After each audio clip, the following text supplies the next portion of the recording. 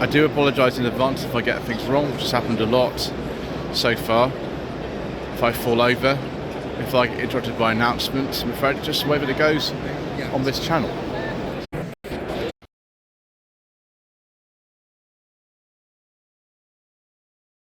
So we're looking at some Bugattis now.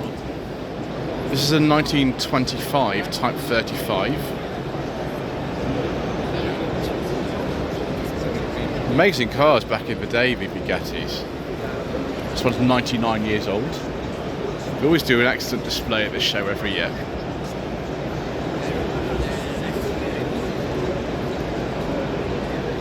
This is another 1925 Type 35.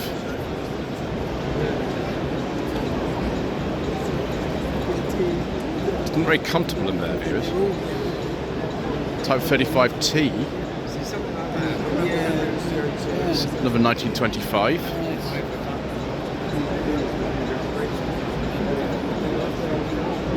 It'd be a real hero to drive something like this. I mean, it wouldn't be someone like me who'd do that. Safety, well, forget about it. You just hold it for dear life, don't you, if anything happens.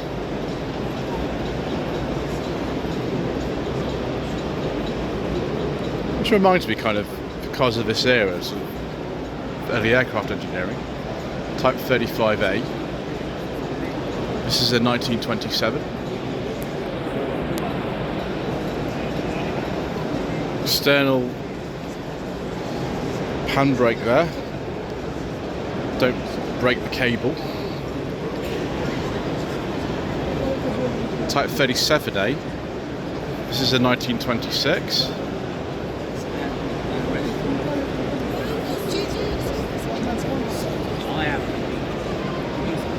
This is a Type 35A from 1925, owned by Malcolm Campbell, nonetheless. This one's got an interesting arrangement for the rear view mirror. Starting handle, of course. Well, Mungo Jerry is the Scottish name. Mungo Jerry was the recording artist. I think that's a 24, that one. So we've got some Morgans here. This is a 1910 Morgan, single seat. It looks really just like a motorbike with three wheels. There's only one seat. I don't think that would be the most comfortable thing to drive in a world, viewers. I doubt it somehow. But there we go. What's going wrong with our partnership? Because 2020 Morgan Plus 4 with a BMW engine. In factory ownership until 2023. It's amazing you can still get away with making a modern car that looks like this. Obviously, they've recently been updated to the new regulations, but it's brilliant, isn't it? Absolutely brilliant. Here's one that's much, much older.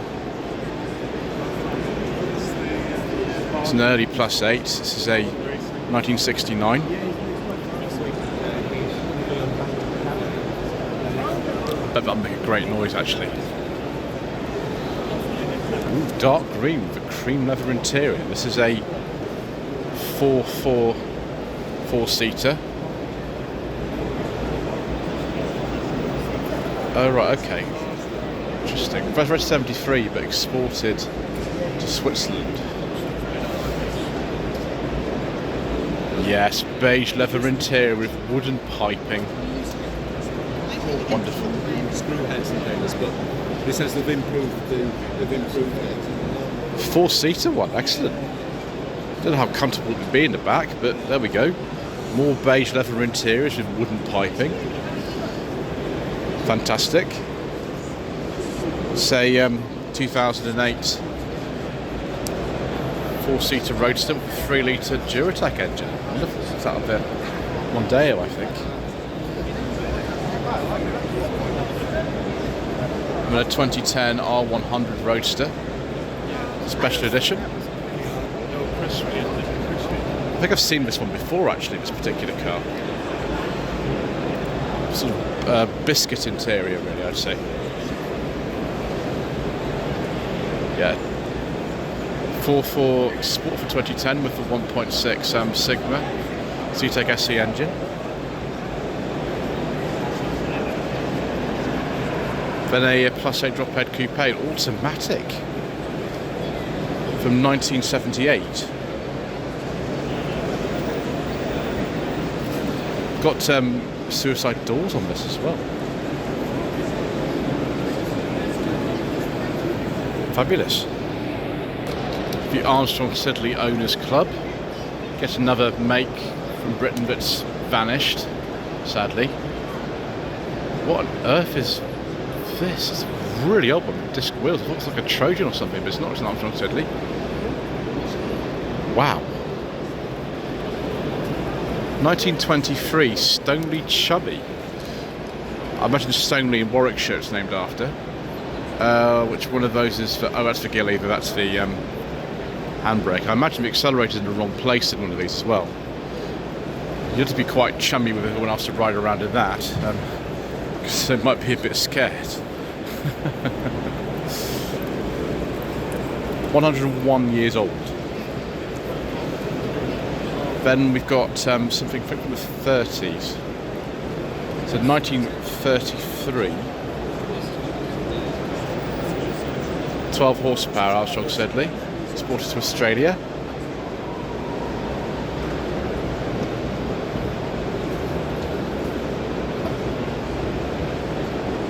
And then something a bit more sort of expensive, I think, this one. Oh yes, look at all that legroom in the back.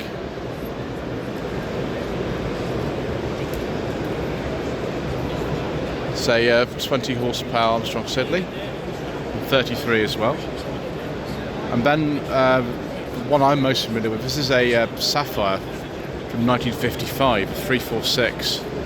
It's one of the last types of Armstrong Siddeley made. They went under it the same year that Jaguar was sold to Daimler in 1960. Sorry, Daimler was sold to Jaguar in 1960.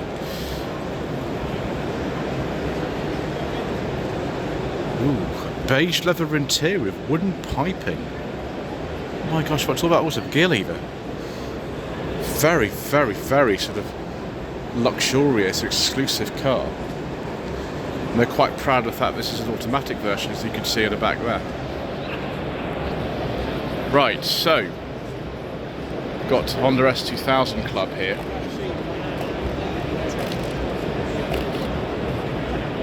Obviously, they're celebrating the 20th anniversary of the club and the 25th anniversary of the car. It's one of the earlier ones at the earlier front end. We only ever got the 2-litre models in this country. There are others as well. Another place where we got 2.2, I think it was, but we only got the 2-litre. This one is one of the later cars with that front end. This looks like almost like launch spec with this. This is a 2000 car. I remember the press cars often having this sort of colour scheme. One of these cars that I've never actually managed to sort of get round to having a go in. Look at that. Very driver focused, all the instruments and everything. 6-speed manual. I think you could go in automatic as well, but most people don't want those. They want the manual. Not a lot of difference actually inside compared with the earlier and later models, but then you don't need to change things if they work, do you? Fantastic. Beautiful condition, all these cars. So, MX-5 Owners Club. I wonder if you've got all the generations of the MX-5 here.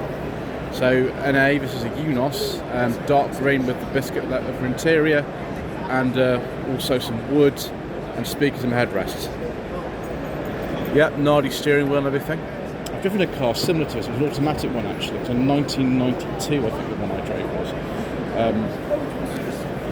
So you could get a standard MX-5 in this country, or you can import one from Japan. Lots of units is over here now.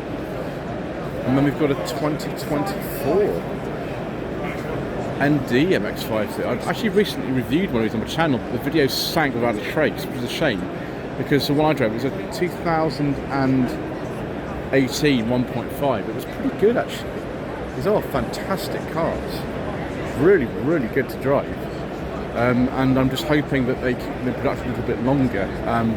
Been in production for 9 years now. And I've had various facelifts. This I think is one of the Mazda UK ones, but I could be wrong about that. Got more Unos action viewers. Mazda Dude Limited. Interesting name for a company. I'll look at this UK spec NA here. Very late one actually, 97, 98, 1.8. Perhaps a special edition. It's the Berkeley edition.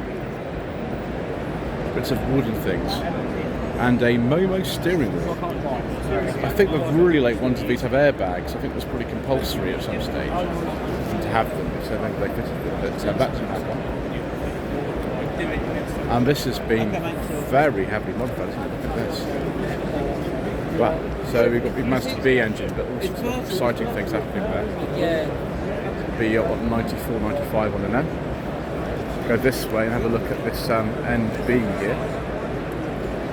This has been also quite heavily modified, isn't it? Yeah, it's from the facelift one, so maybe about 2002, 2003 actually. And then an NC, of course.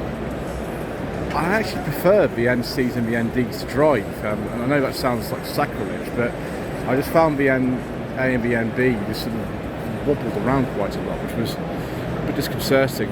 These ones, this is a 2 litre with a 6-speed gearbox, I just find it a bit easy to drive. That's just in my opinion. I'll look at some Marcuses now. This is a Bodie. It's called Bodie. 1970 Marcos 3000 TT. That's a Ford engine. Both the same door handles as a Comma van. I think they are. Hey, boys. Then we've got something else here, which is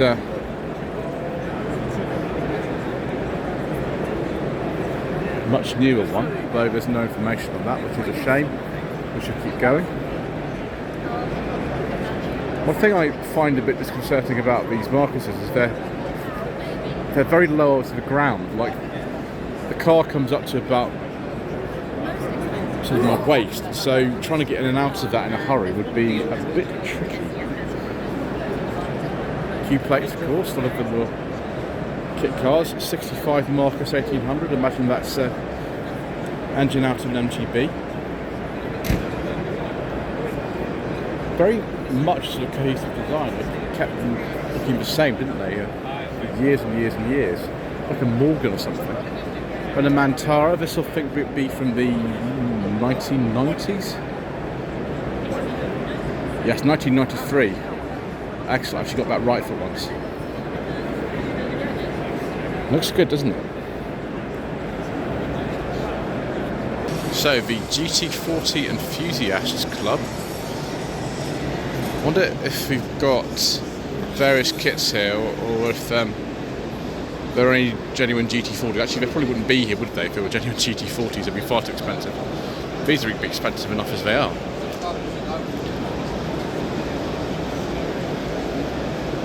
Gosh. Just thinking about the hours and hours and hours it takes to make something like this. It's RCR Mark II. This is a 2007.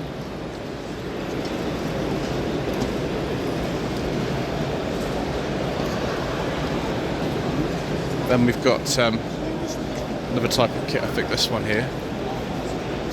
GT40 Mark I from 2011, 350 horsepower.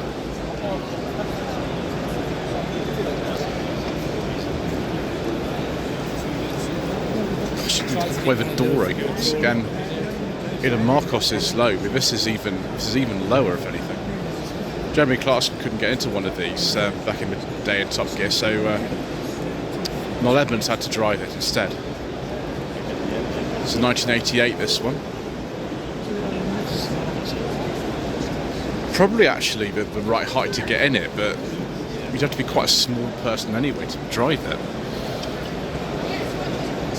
then yeah, this is one I think I've seen before. Here we are, GT69 FMC. I wonder what kit this is. And then this one's on a D plate. It's an 84 kVA GT40. I like the colour of this one. Knock off wheels as well, but again, it's a very, very sort of convincing looking thing. So we've reached the Jaguar stand, which is always like a sort of highlight of the show. BMW E30 325i Cabrio with a manual gearbox, 32,000 miles from new, and a beige leather interior. Why is it on 2002 plate? I do not understand that at all. It could be to do with a couple of cars in Guernsey for quite a while. Anyway, it's for sale. Call 07803 253 450. As Mr. Bill from the Fuel Power Channel says, this could be yours. And that's a conversation starter in itself, isn't it? With the 2002 plate. See, that's what it looks like after you clean it, and that's what before you clean it. Then we've got a 1956 Chevy Bel Air. Yeah. Fabulous.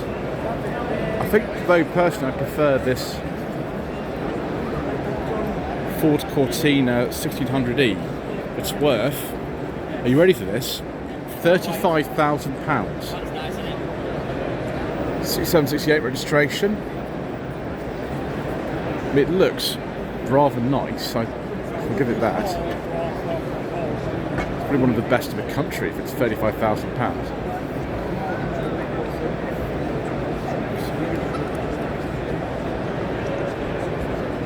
Bumping into people views. So then we've got this Fiat 500, this 500N, very early one, 1958. Yeah. Goodness me. £50,000. Right, is this E46 M3 more affordable? No, it is £60,000. It's 2004. What's the name of this colour? Is this, is there a name for it? No. The person doesn't use it very much. It's for shows only. And I think if I had a car that looked like this, I wouldn't want to go out too much either, personally. So I understand that. And then we have a very, very late XJS.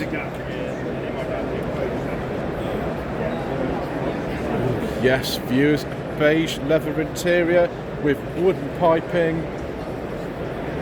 1996, one of the absolute last. Celebration, value £39,000. It's a lot of money for an XJS, but it's very nice. This Testarossa is a 91, £150,000. And of course you've got the cream or beige leather interior, the gated 5-speed manual.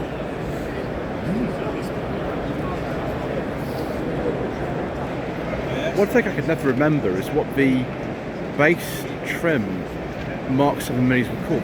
This is the one below the Cooper. Apparently this one is just called Mini. 1997, value £20,000. Yeah, very, very correct actually. Not being messed with. You can see it's got the airbags. It's a Mark 7. Fabulous. Next to it, someone's brought along this very, very early Mini Metro. They only called it Mini Metro until 1982. This is a really low specification. We haven't even got a passenger mirror or a rear wiper or anything. Nothing. I think that's Applejack as far as I remember. It's an 81. Look at that. £10,000. Yeah, easily. Something like that. And then a 1950 Jaguar XK120 OTS. I can't remember what that stands for. Open TC. There we go. And £140,000. Yeah, I can believe that. And we've got this 1986 Mercedes-Benz 190E. 20 to 25,000 pounds. It's only done 9,250 miles. Got mono wiper action. This is before we have the Sacco side moltings on it. Fantastic. Then a Triumph. Let's get this right here. TR4A 67 with independent rear suspension. Current mileage less than 3,000. Current value £36,000. Yes, absolutely. They don't let just anything on the standard. They only have the best of the best, and that certainly is it. Then we've got this Volkswagen.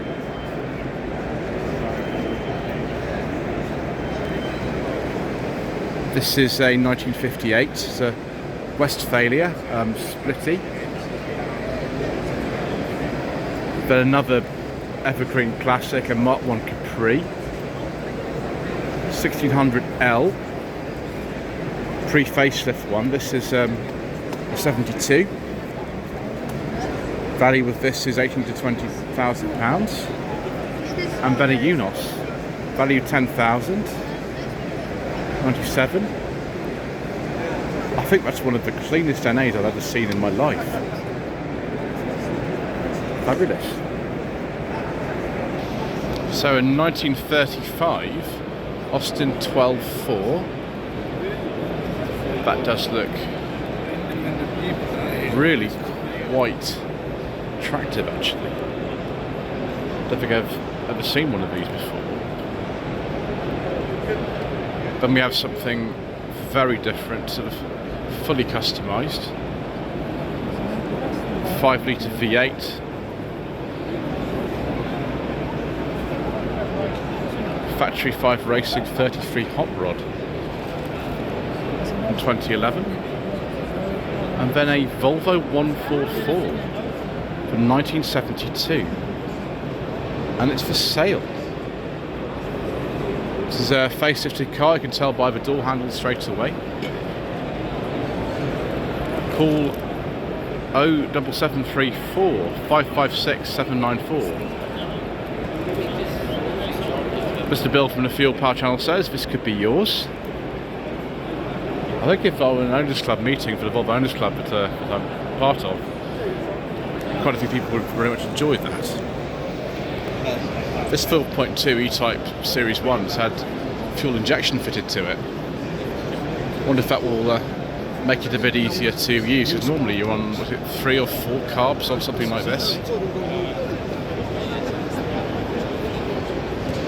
This is an XK6 engine. Lucas Complete Fuel Injection Kit. Fabulous. Gary Mathers, there we go. Classic Obsession. I'm not sure we're going to have time to meet him, viewers, but there we go. This is a 1991 Porsche 928 GT. 5-speed manual, quite rare.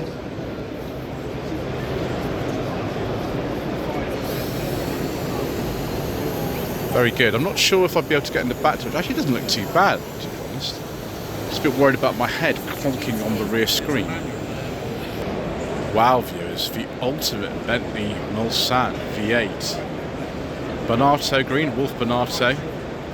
Twine and Cumbrian green interior, commissioned by Her Majesty the Queen in 2016. I think we'll take a look at Her Majesty's form of transportation, viewers, because it has a beige leather interior with wood. Of course it does. And look at these massive doors. Yes. An excellent collection that Her Majesty used to have.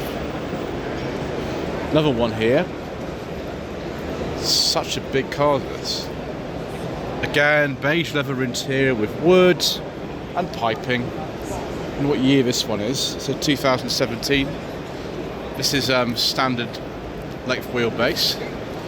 I think I prefer Her Majesty's old car, to be honest. It's much more me. But that's very nice nevertheless. So very kindly allow me to take a look inside here. Look at this. Huge wood door cap. Big slab of wood on the dash. Beautiful seats. I've been asked not to sit in it, which is fine. All the sort of electrics you could ever imagine in your life. What a fantastic car. Got a very modern Ferrari. So if somebody could tell me what model that is, I'd appreciate it. I don't really know about such things, I'm afraid.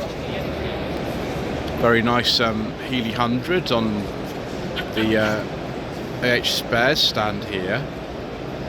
This is like a 54 or 55. Got these at 2.6 litre engine in these. Next we've got some Porsche 356 replicas. What was this based on? I mean, they can't be based on a Beetle anymore. It's based on a first generation Boxster. Okay, so you can get like a sort of kit to make it look like a 356. And why not? Be about 2003, 2004. That one. That's 2001 to 2. It's a bit like that kit you can get for BMW Z3. It makes it look like an old Ferrari, isn't it? That's what it is. Excellent. You can even put it in golf colours like this one. So yes, still has the same interior as the Boxster. And all the performance and things that comes with it. This one's particularly fetching, actually. I like this colour combination. You've got a, official Porsche luggage at the back. Front, sorry. Look at this. That one's a Tiptronic.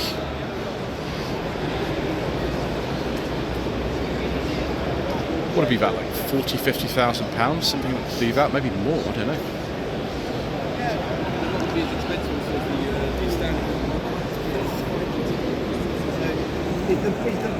Wonderful. Is that a Facel Vega? I think so, viewers. Yes, it is. Very rare, expensive French cars built in the 50s and 60s. Unfortunately, they went under in the early part of the 60s, which is a shame because they made beautiful cars. And we've got, what do they call these Aston Martins? I forget now. Someone has kindly provided me information sheet, a Rapide Jet 2+2. Brilliant. I like that very much, viewers, actually. That's my sort of car. But of course we couldn't afford to run such things, could we? Right, and then we've got a Dacia Marceau stand. Yes. This will be one of the... Oh, was it... I think it's called the Longchamp or Longchamp, whatever. I can't remember how to pronounce that now. This will be one of the later ones. Let's have a look at the information sheet. This is a 1989, which is the GT SE.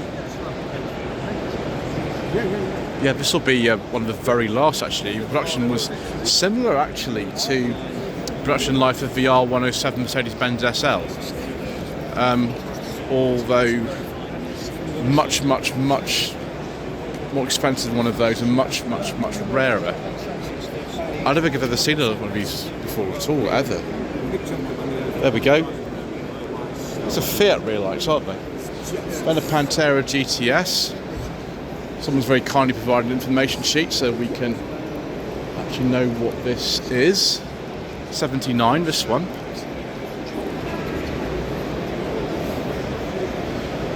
And then this is an 89 GT5S.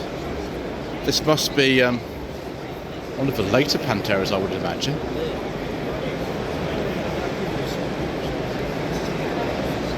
And another relatively late one. This is 87, 88 on an E.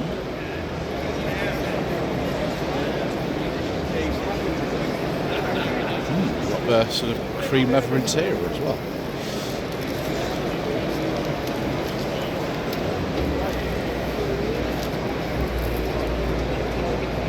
Same ownership since 1993. It looks like someone wants to sell it. Let's have a look at the little thing inside here. Yep, for sale. Call Steve on 07760 663 281. As Mr. Bill on the Fuel Power channel says, this could be yours. So thank you ever so much indeed once again for watching. Please don't forget to subscribe to the channel, like this video and comment below, and we shall see you again in the next part for some more incorrect information.